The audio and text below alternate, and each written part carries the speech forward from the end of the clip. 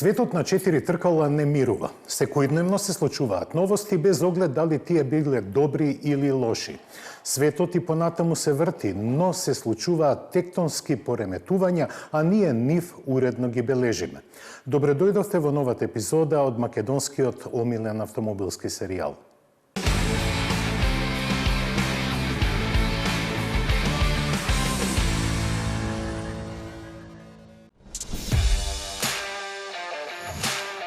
Некогаш доста перспективниот производител на камиони на алтернативен погон Никола ја заврши својата одисеја. Компанијата, која во еден момент вредеше повеќе од Форд, се распадна како кула од карти, бидејќи се испостави дека изградена на лаги. Во тоа беа толку убедливи што постигнаа договор за соработка со Ивеко, а General Motors беше еден од нејзините акционери. Успеа да го донесат и искусниот Михаел Лохшелер во своите редови, кој требаше да ја спаси после обелоденувањето на обвиненијата против незиниот основач Тревор Милтон, дека ги лажел акционерите за напредокот на компанијата заради кои заработи 4 години затвор. Дефинитивното распаѓање беше неизбежно и кога сите пари и опции беа потрошени за да се обезбеди уредна постапка за незино затворање, се започна со распродажба на имотот. Ке има доста незадоволни, бидејќи може да бидат собрани и до 20 пати помалку средства отколку наталожените долгови.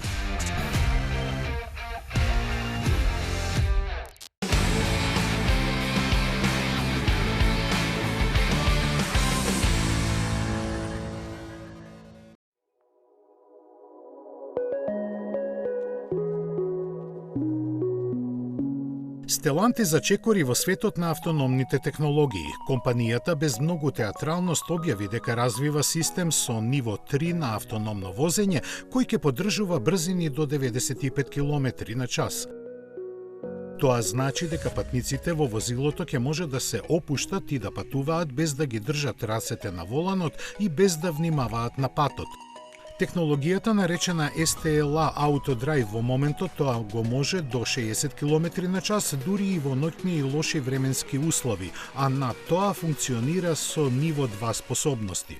Според поставените цели, овој систем ќе овозможи автономни теренски возења во не толку изискувачки услови. Од Стелантис велат дека немаат конкретен датум за лансирање на технологијата, бидејќи пазарот се уште е многу ограничен за нејзино прифаќање. Не е познато ниту со кои модели автомобили ќе биде компатибилна.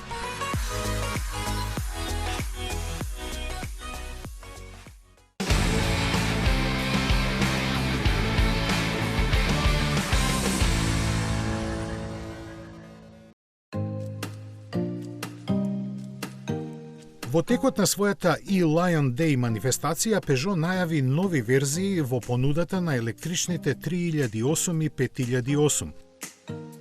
Фокусирани на перформансите, тие ќе имаат два електромотора.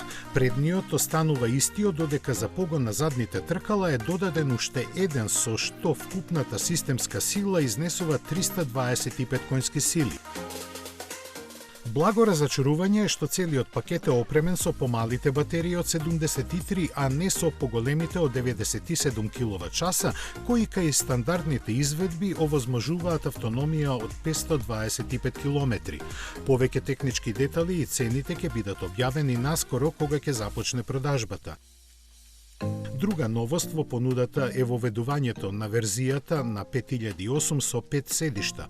Ваквиот пристап ќе ги задоволи оние кои патуваат со многу товар, бидејќи во багажникот собира 994 литри, а ако патуваат двајца, дури 2310 литри.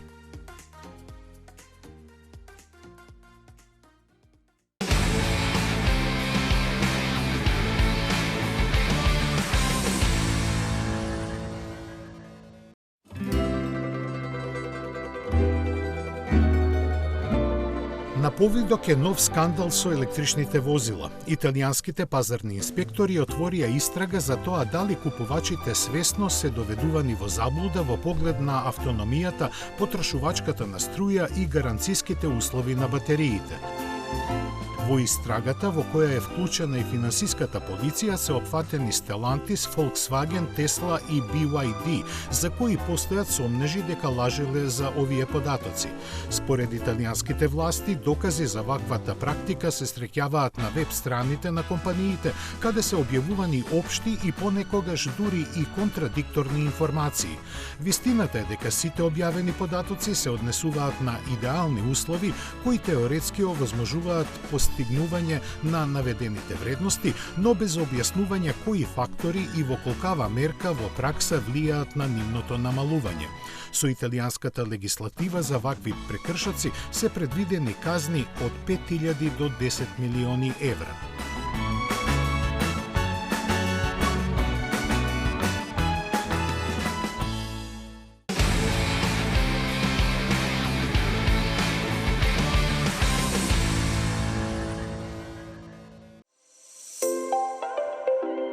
Како резултат на својот ангажман во соработката со Обединетите нации во програмата за поголема безбедност на патиштата, групата Рено бесплатно на сите производители го стави на располагање својот патент наречен Fireman Access.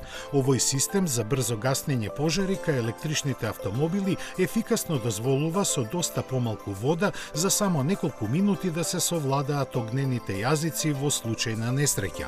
Тоа е доста едноставен и представува еден залепен диск на отворот на кукиштето на батериите, кој под притисок на водата од противпожарното црево лесно се отстранува и дозволува таа да навлезе меѓу батериските келии. Овој потег на француската група малку е засенет со фактот што системот е развиен уште за електричниот Zoe, кој се појави на пазарот 2013 година.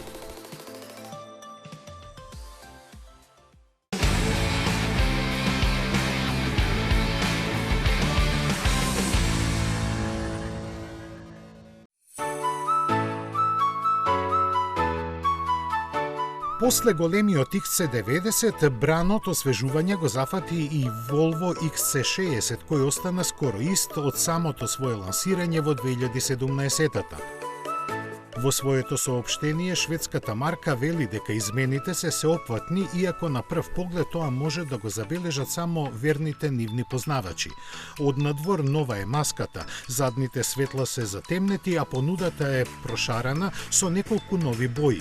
Внатрешноста е облагородена со нови материјали и пар изменети практични ситници, како што се држачите за чаши и подобрениот индукционен полнач за телефон, а звучната изолација е поквалитетна. Нови се и филтрите за прочистување на воздухот во кабината и ламинираните стакла, а воздушното ослонување е покомфортно. За префинетите тука се Bowers & Wilkins High Fidelity аудио систем и централниот екран од 11,2 инчи со поголема резолуција и побрза електроника. Други унапредувања скоро и да не се споменуваат, што значи дека швеѓаните се сосема задоволни од продажбата на овој модел, за кој лани во Европа се одлучија 82.000 купувачи.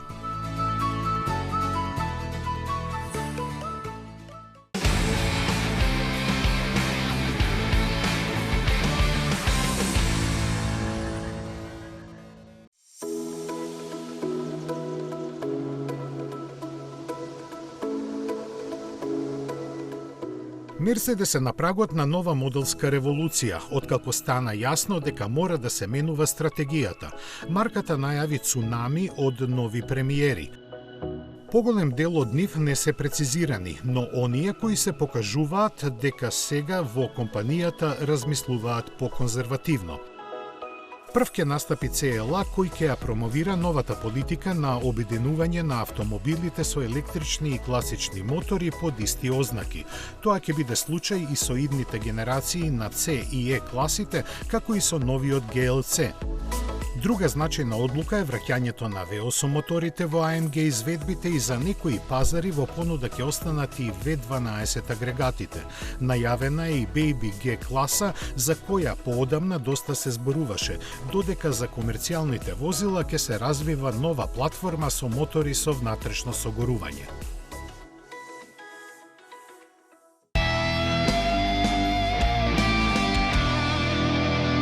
15 години вие одбирате, ние купуваме за 24 часа. 15 години над 10.000 клиенти. 15 години општествено одговорна компанија. 15 години доверба. 15 години лидери на пазарот.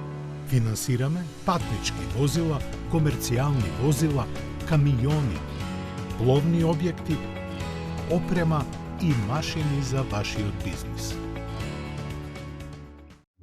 Во потрага сте по совршен автомобил? Со Chery добивате повеќе. Закажи тест возење на chery.mk.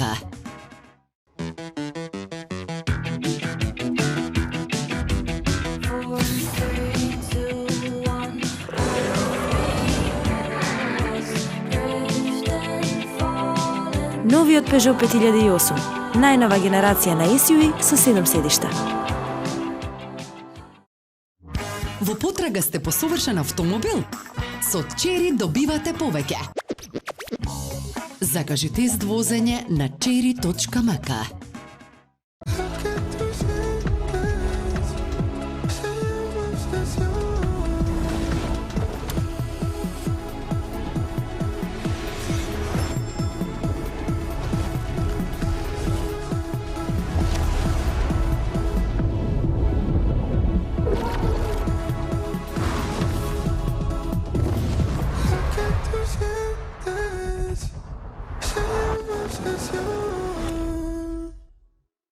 Ако го наречеш возилото Grandland, го правиш да биде Grand.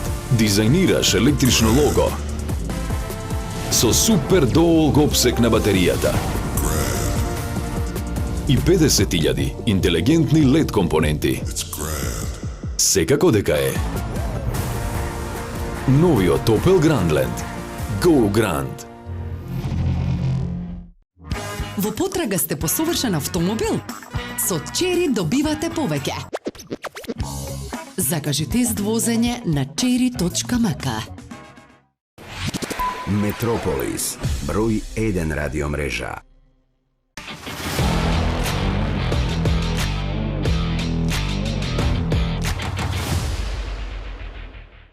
EQS стана лабораторија на тркала во кога се тестира првата апликативна батерија со цврста состојба.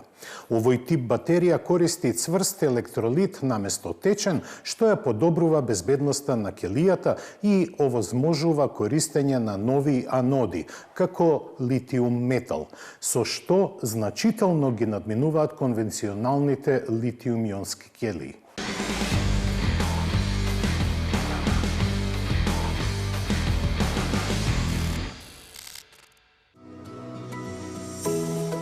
Поинтензивно лабораториско тестирање, прототипот на батеријата со цврста состојба беше интегриран во EQS, кој беше малку модифициран за да одговара на новата батерија. Технологијата со цврста состојба има потенцијал да ја зголеми густината на енергијата на батериите до 450 ват-часови на килограм на ниво на келија и со тоа да го зголеми опсегот на возење. Технологијата на батерии во цврста состојба ја намалува тежината на батеријата, додека ја подобрува безбедноста на келијата. Батеријата во цврста состојба во возилото базирано на EQS овозможува до 25% поголема автономија на возење во споредба со истата тежина и големина на батеријата на соодветната стандардна батерија, која во моделот EQS 450 има капацитет од 118 кВт и нуди автономија до 800 км. Дополнителна тежина и енергетска ефикасност се постигнуваат преку пас пасивно ладење на батеријата. Развојното возило се очекува да има автономија од над 1000 километри. Во текот на следните неколку месеци, Mercedes-Benz дополнително ќе ја тестира батеријата во цврста состојба и нејзините севкупни перформанси во електрично возило со обемни лабораториски и тестови во возење.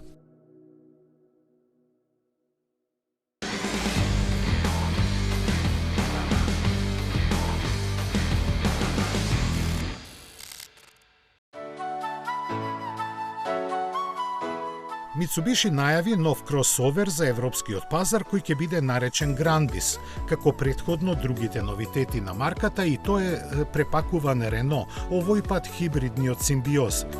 Никакви детали за него не се објавени, но сигурно е дека технички ќе биде идентичен како францускиот оригинал, кој всушност е предолжена верзија на Captur и под амблемот со диамантите се продава како ASX. Тоа значи дека ќе има 1,6 литарски хибридно засилен агрегат со 145 конски сили, кој засега единствено е достапен кај Симбиоз. Дизајнерски од него ќе се разликува само во детали, а се очекува и опременоста да биде на исто ниво. Mitsubishi со него очекува да продолжи со освојувањето на купувачите од Европа, кои скоро да ја отпишаа марката. Лани за незините модели се одлучија околу 60.000, што е за повеќе од 40% подобро отколку претходната 2023 година. Радувањето сепак е кисело, бидејќи компанијата во 2019-та, пред обелоденувањето на одлуката да се повлече од европскиот пазар, продаде преку 170.000 возила. Шпекулациите се дел од бизнисот, а италијаните се мајстори за нив. Со доза на мистичност, Fiat при продажното лансирање на Grande Panda наговести дека има простор во игра да го врати Punto, но не прецизира дали како независен модел или само како име. Од другата страна на Атлантикот, големата детроитска тројка почнува да ги прекројува своите планови поради новите правила на игра што ги воведува председателот Трамп.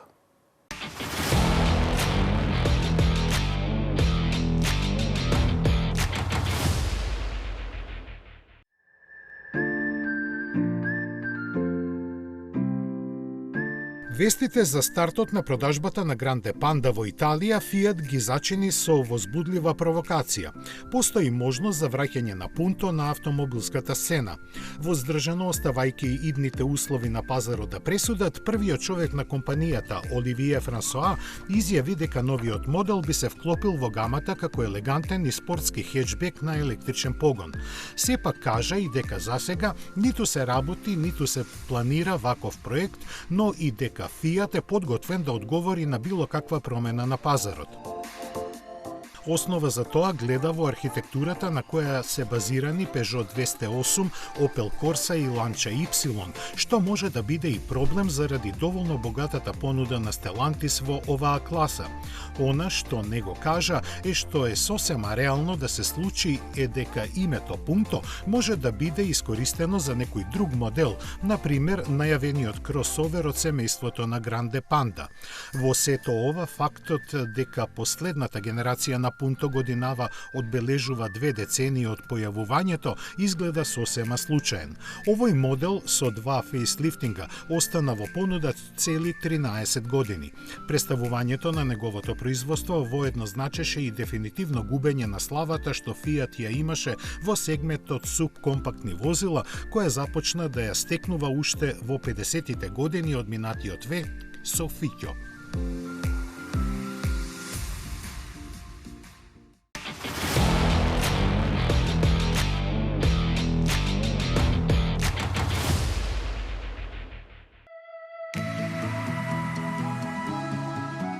Детроитската голема тројка започна да ги прилагодува своите планови според новата политика на председателот Доналд Трамп. За почеток тоа се однесува на кратењето на инвестициите за нови електрични модели и нивно пренаменување за развој на возилата со класични мотори. Тоа неминовно доведе до одложување на лансирањето на доста веќе најавени нови електрични премиери, но не застана тука. Заради неизвестноста колку увозните царини за возила, делови и репроматеријали ќе се одрезат на крајните трошоци за производство, веќе се започна со редуцирање и на плановите за постоечките возила со класични мотори. Прв нога повлече Форд, од каде се дознава дека новата генерација на апсолутниот владетел на американскиот пазар, пикапот F-150, е одложена за 2028-та. Со оглед на неговата продажба, тоа и не изгледа толку страшно, но долгорочно може да му наштети, бидејќи американците се научени почесто да добиваат нови модели. Слични вести ги пречека и поклониците на импулсивниот Камаро, чие производство во моментов е запремно. Шевроле, сваќајќи дека ги преценил високите перформанси кои одат со неговото име, сакаше наново да го лансира како возило со карактеристики кои би му овозможиле и секојдневна употреба, но сето тоа сега е доведено во прашање. Развојот на новиот модел е во одмината фаза, но проценката на маркетишкото оделение на General Motors е дека неговото лансирање во овој момент ќе биде финансиско фијаско. Постоеше приказка дека Камаро ќе се појави на струја, но и да имало вистина во неа, таа сега е длабоко закопана во плановите на General Motors. Во ваква консталација на односите се чини дека најдобро ќе помине Stellantis, на кој единствено му останува да го продолжи векот на траењето на своите модели, опремувани со големиот Hemi V8 мотор.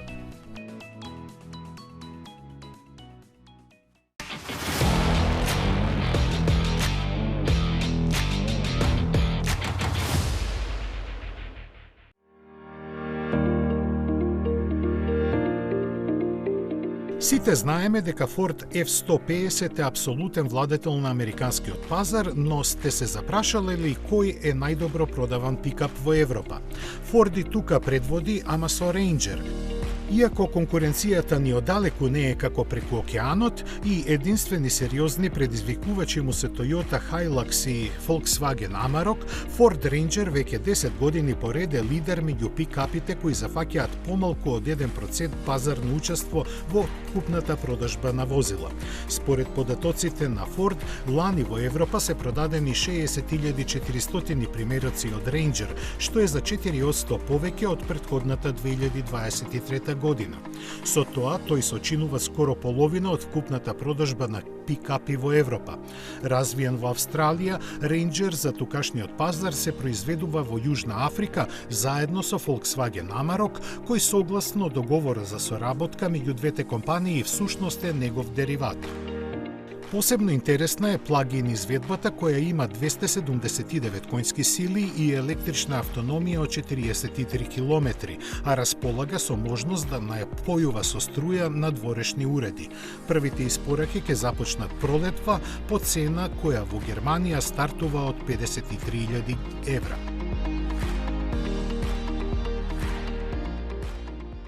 За луксузните автомобили секогаш имало голем интерес, а во тоа поле духот на екстазата е неприкосновен. Додека други на цел глас се жалат од електрификацијата, Rolls-Royce трие раце. Електричниот Spectre лани во Европа стана најдобро продаван модел на марката. За Rolls-Royce нема зима, а студеното време го искористи и Maserati за лансирање на новиот модел Gran Cabrio, за кого екипата од Модена се надева дека ќе ја подгрее продажбата.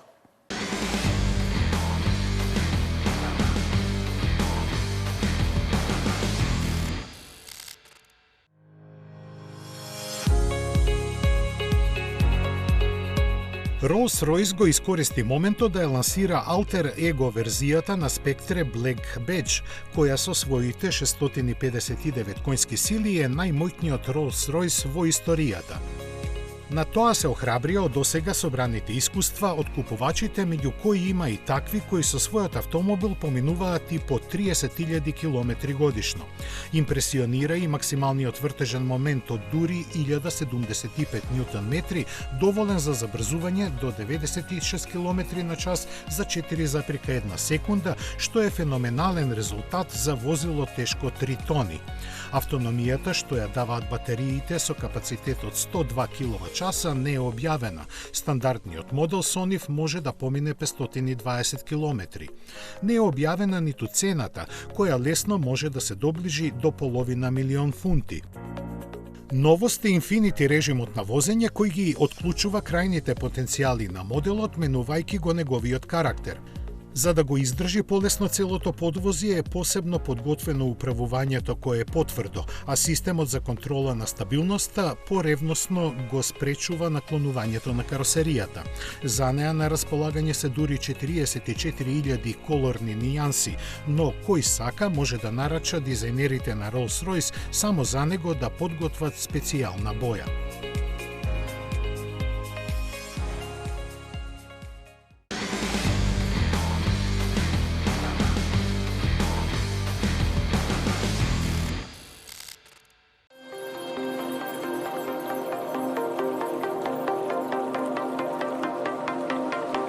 Соочен со постојните интерни критики дека премногу се ослонува на старата слава, Масерати среде зима започна да се буди од зимскиот сон.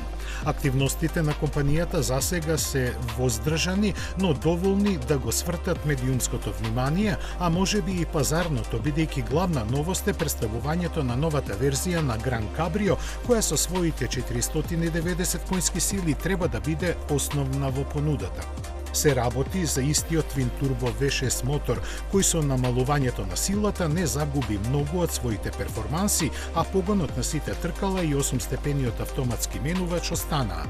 За поголема активност задржан е и дел од опременоста, како што е воздушното ослонување, а во внатрешноста спортските перфорирани кожни седишта и големите дисплеи на дигиталната табла и инфозабавниот систем.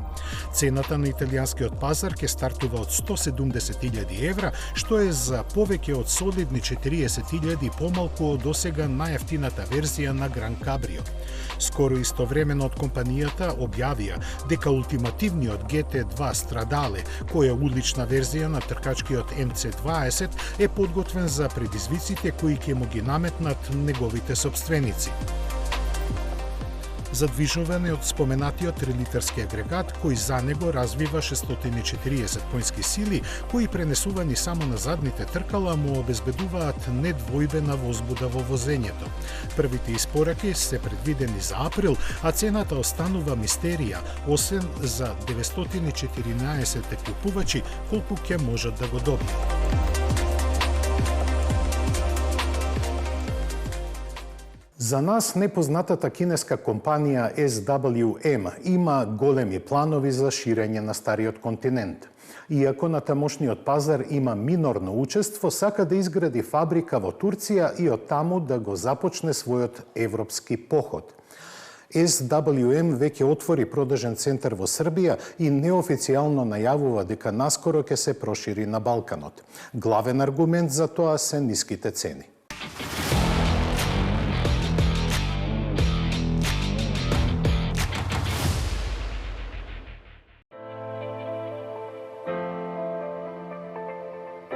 Изгледа ништо не може да ги запре кинезите и нивните амбиции кои понекогаш се толку големи што просто заслепуваат.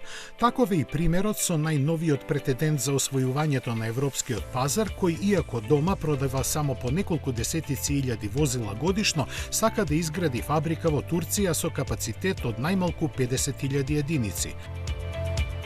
Марката со назив SWM, која некогаш беше производител на моторцикли од Милано, во 2016-та беше превземена од кинеската група Shine-Ray и во партнерство со Brilliance влезе во автомобилскиот бизнис. Гамата им се состои исклучиво од кросовери, сите со слична големина. Најпопуларен е моделот со ознака G01, посебно неговата перформансна верзија со поагресивен дизајн. Дебитираше 2018-та и се произведува во погоните на Brilliance, од каде води потекло 1,5 литарскиот турбомотор со 156 конски сили. Кросоверот G05 е интересен за оние кои сакаат да патуваат во поголемо друштво, бидејќи има верзија со 7 седишта, исто како и моделот некаде познат како G03, а некаде како Big Tiger. Лансиран е во 2022 година и има 1,5 литарски мотор со 110 коњи. Во соработка со BYD е развиена неговата електрична верзија со продолжена автономија, која кај бензинскиот агрегат работи само како генератор за полнење на батериите кои обезбедуваат скромна автономија од 50 на километри. Возилата од оваа марка во Европа се познати само во пар земји, најмногу во Италија, каде цените им стартуваат од 20.000 евра. Таму годишно се продаваат едва и по неколку стотици примероци.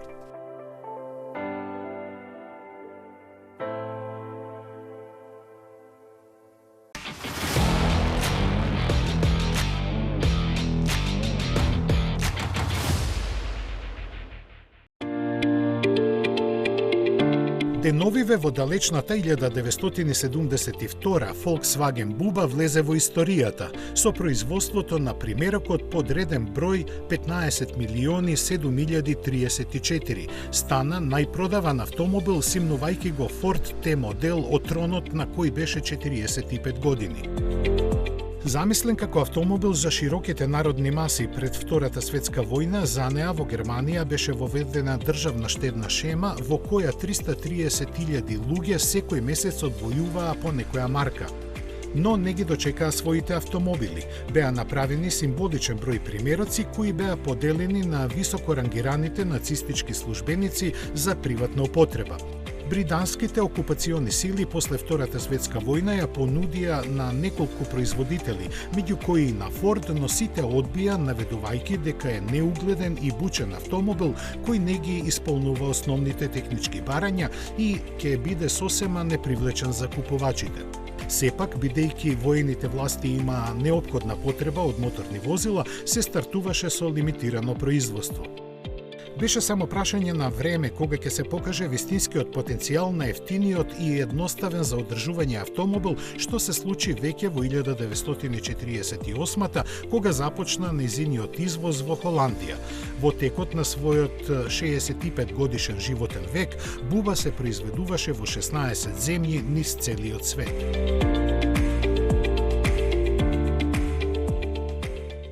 Со ова ја завршуваме првата мартовска емисија. Во овој месец ќе ги имаме уште 4, но секогаш со свежи содржини. Во меѓувреме следете не на нашиот сајт секојдневно, каде ќе ги најдете најновите вести и содржини што не се филмувани. До гледање.